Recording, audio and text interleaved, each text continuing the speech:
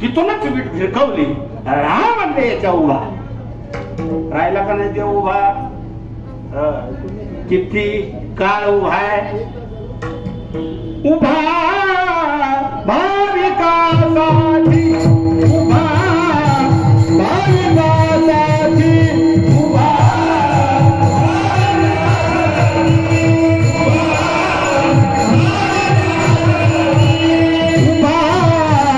भाविकासाठी भाविकासाठी भाविकासाठी उभा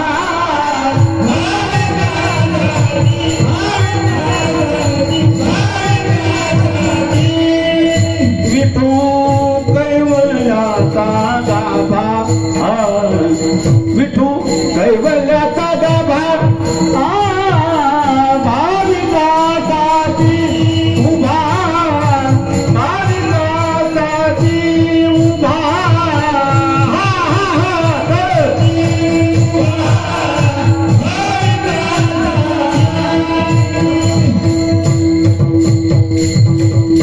युगे झाली युगे झाली 28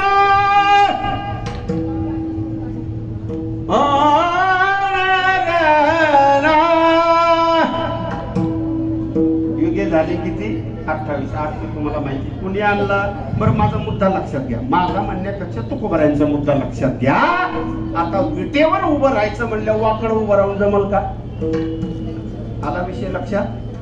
विटेवर उभं राहायचं म्हणजे वाकडं उभं राहून जमत नाही. तुम्ही टाळकरी मंडळी आहात आणि अधिकारी टाळकरी मंडळी आहात.